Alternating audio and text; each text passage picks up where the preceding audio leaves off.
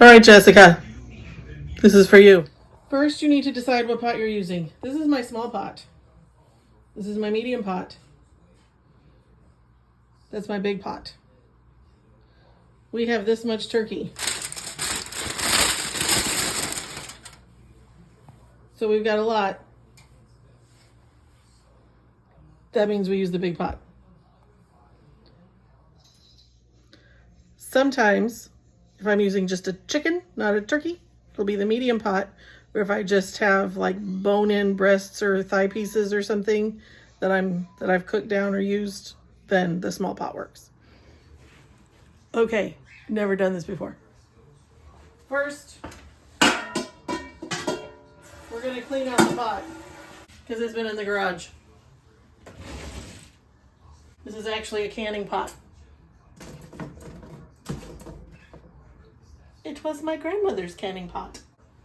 Okay, then we put the turkey, all of that stuff, in the pot.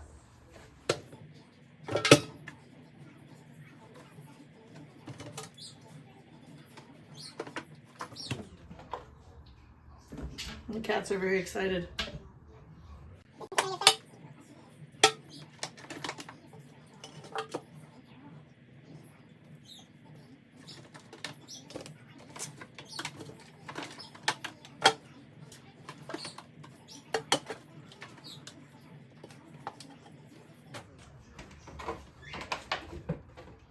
We've definitely got more than one turkey going on here. Because I just had more than one wishbone.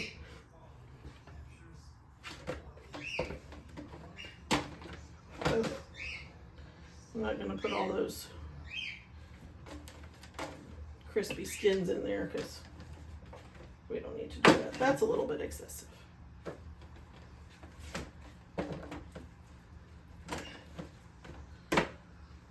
This is also the point where my mother would have picked all the bits of meat off and saved them for gravy.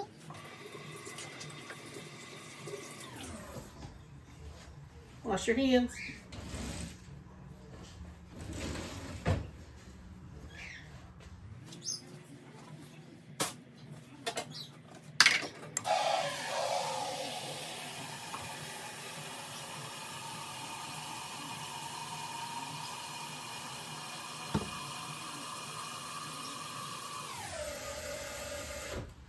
And now we're going to cover it with water.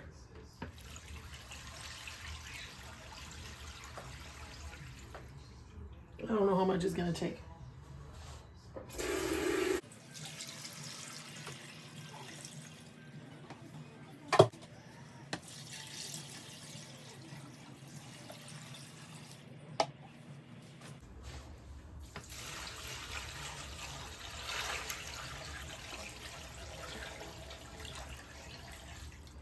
Okay, it's really close to the top, like another half. Yeah.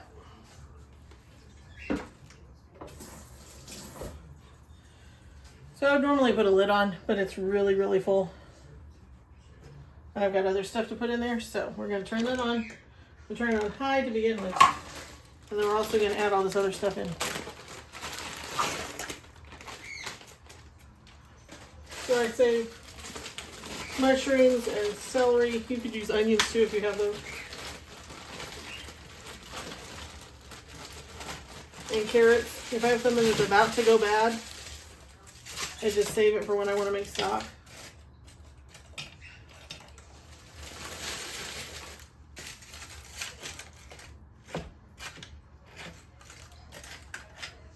I've never had quite this much turkey in the pot before. But once things start cooking down, after several hours, not 5 minutes, hours, you can start scooping stuff out and throwing it away. Because what you're going to get is a concentrate. And so whatever you make, like, this is going to be way more than 2 jars. So let's say you made 2 jars. Those 2 jars you can keep adding water to and get like 4 times as much out of it as far as broth is concerned. I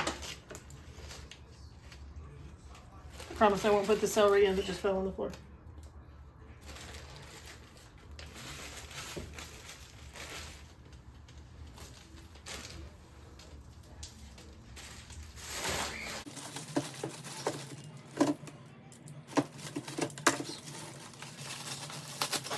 And that's all gonna cook down for hours.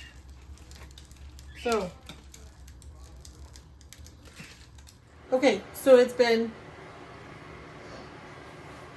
like almost 3 hours, and a lot of this stuff is cooking off. Like you can see it falling out. You can't see it from where you are. I can see it falling off the bone, and so I might try digging in here a little bit and seeing if I can find bones that are clean, and I'll pull those out. If I find some that have some big chunks of meat on them, I might pull the meat off. You can do different things with the meat. I usually just give it to the dogs. My mom likes to save it and make gravy or soup, and I don't give the dogs the bones, obviously, but I give them all the little pieces of meat and gristle or fat that come floating off. Most of the vegetables will have done what they're supposed to do, like they're all just soggy and mushy now, so you can leave them in there, or you can start pulling those off too.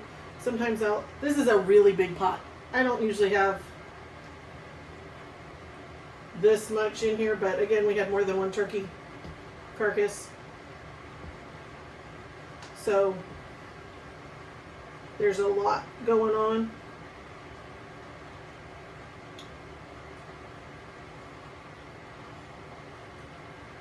I usually start adding water just to give myself, because if it cooks for so long, like if I let it cook overnight, a lot of that will evaporate.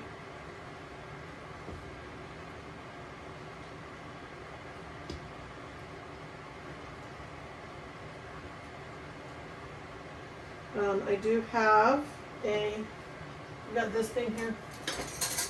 I have another one with a wire. It could be like another one with a wire, that if you want to make sure all the little itty tiny bitty bones, like vertebrae and all that don't get left in there. That's what I use towards the end, but just for these big chunks I'll use this one to scoop them out.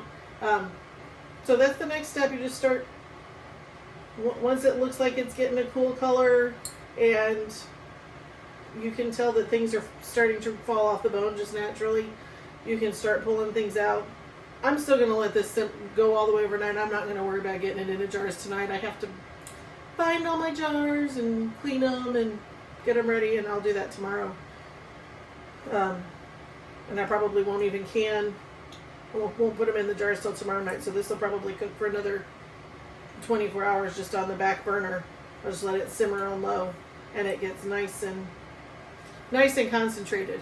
And again, you can just use the concentrate straight up like it is if you want it really, really brothy, or you can thin it out and make it last a lot longer. The stuff that you buy in the store isn't nearly as concentrated as this, so that's why I do that. It's a lot cheaper too. This is a lot cheaper than the store.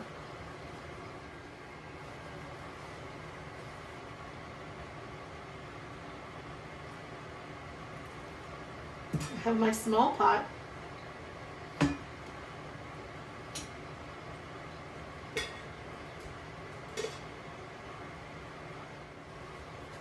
Also my grandmother's bowl. And all this stuff is really hot, so I try not to touch any of it with my hands because it's just...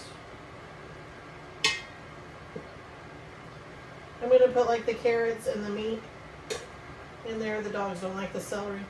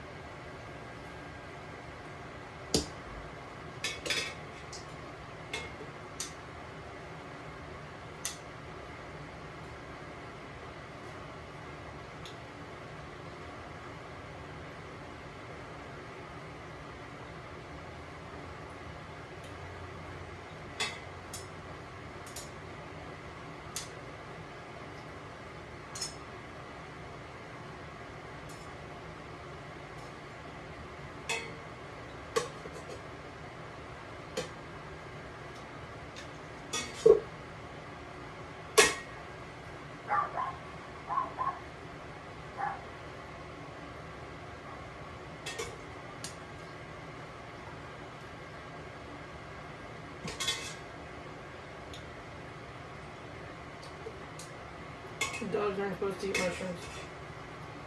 Sometimes might get some, and they're okay.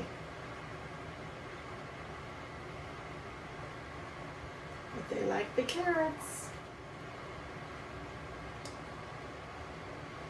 So see, like this piece still has a whole lot of meat still on it. A whole lot of boiling down left to do.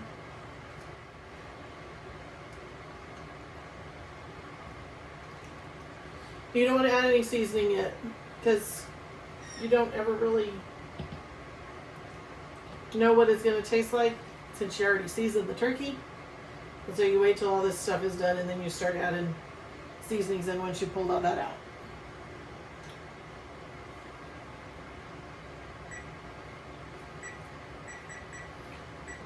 We'll put it on high and let it bubble for about 20 minutes and then come back and turn it down. And okay, so you can see it's cooked down quite a bit. I've taken 2 pots of bones out, like 3 of these bowls of stuff so the dogs have food to eat for a while.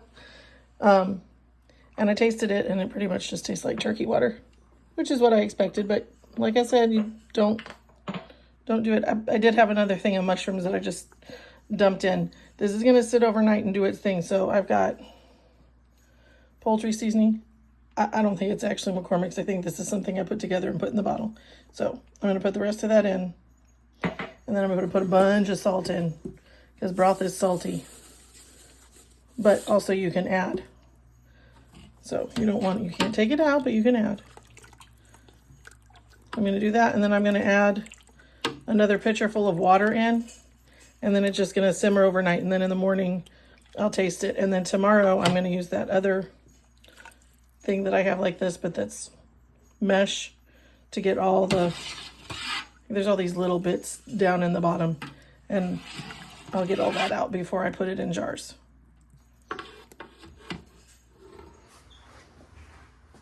Hello again. It is the next night. This stuff has been bubbling for like 24 full hours, and I'll show you in a minute. But it's nice and rich and brown. And this is the other tool I was telling you about. I don't know if you can see from that angle, but it's a mesh strainer. It's going to get all these little bitty bits, like teeny tiny bones that I would never see or find. And that stuff all just goes straight in the trash can.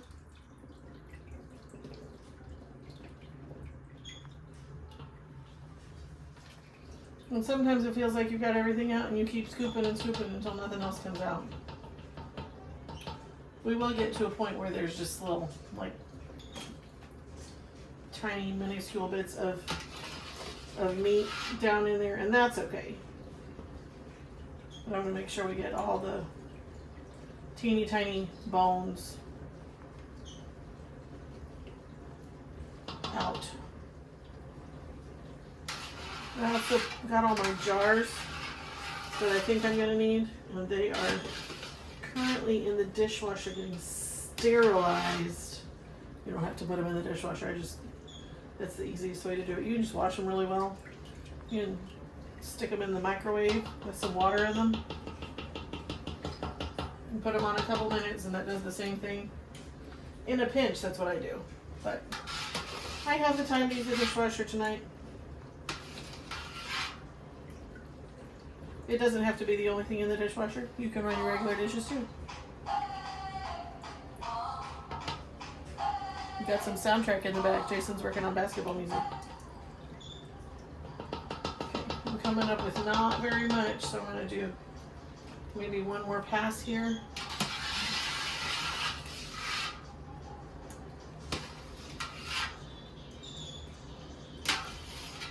Make sure that I've not missed anything. It just floats right out of reach of this ladle, and when you do the next step, you're like, oh, why did you make that through?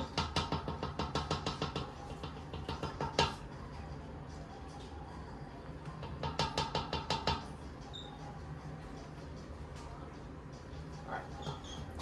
I'm going to move you so you can see this. Alright. So if I stir, this whole top is like fat, and when we start pouring, I'll show you how to get that off. But see how nice and pretty brown it is?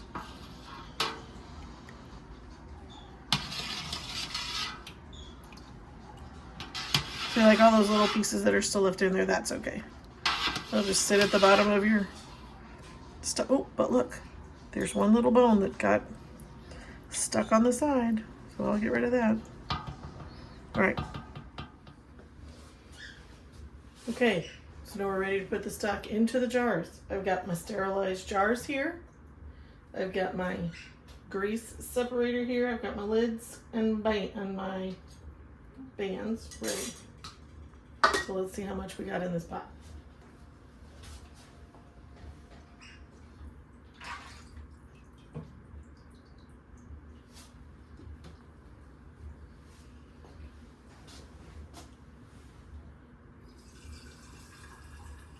So with this thing, the grease just rises to the top. It's okay if you have a little bit, but I don't like for it to be the most. I'm gonna actually put these in my canner and pressure can them. If I have a lot of room in my fridge, I won't worry about that, because if they don't seal just with the heat, I can put them in the fridge. But with it being the holidays, I don't want my whole fridge taken up with all these cans of jars of stock. I don't know why it's called canning. Nobody ever uses actual cans. So you're supposed to leave about a 1/4 inch to a 1/2 inch at the top.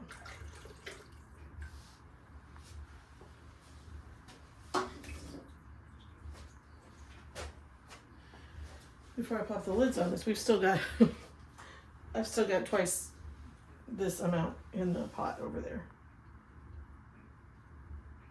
So this made a lot.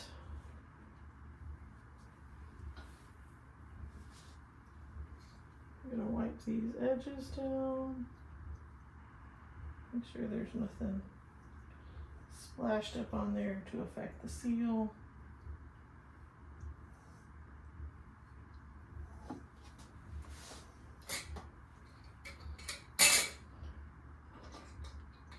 And these were just in some warm water.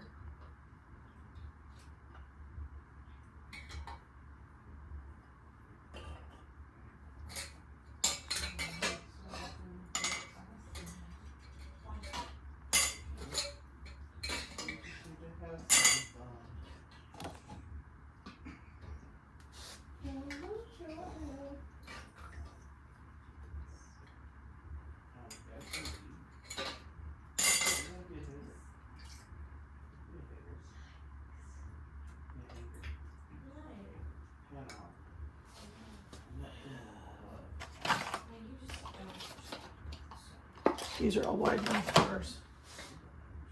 Hoping I have enough bands.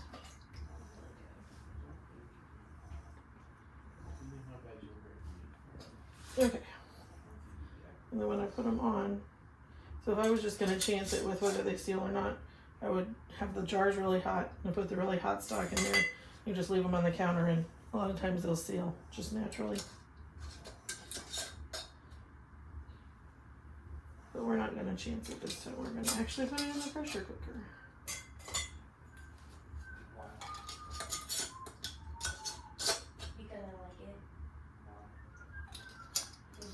And you're not tightening these all the way because they need to have a little bit of room to expand. You need to be on tight so that when it starts bubbling in the pressure cooker and things start knocking around. That was the cat. Just enough bands. Perfect. So this, what you do is you make sure it's on, right? You finger tighten it to where like it's not going to go anymore. And then you back it up like a 1/4 turn. So it's on but not on. You're going to have to wash your cans after because some of the stuff will leak out. But then, this is where it gets super fun. If I can find my Apparatus.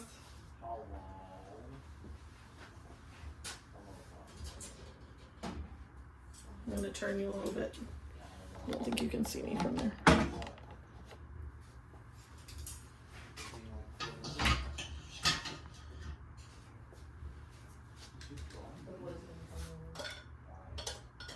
Because he misses her. Because this is really, really hot.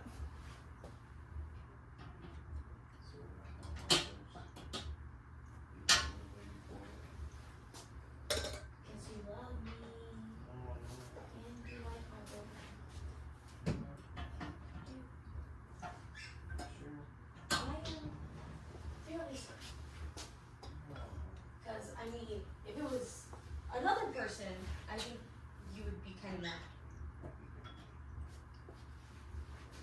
Another person.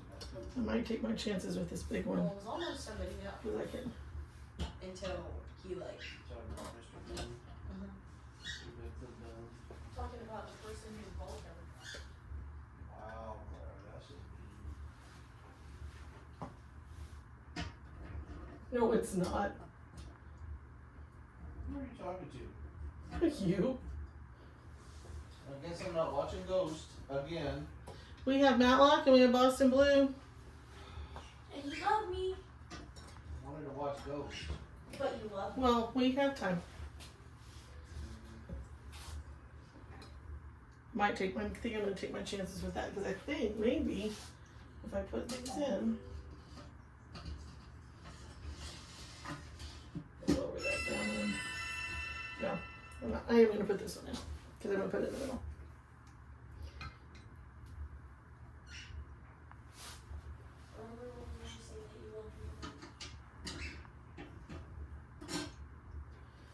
And then I'm gonna put water in there to bring it up to just underneath the tops of the lids. Put the pop the top on and pressure cook it. There's instructions if you have a pressure cooker. If you don't have a pressure cooker, you just can it, and if it doesn't seal, put it in the fridge. I'll show you the finished product. And we still have that much left to go.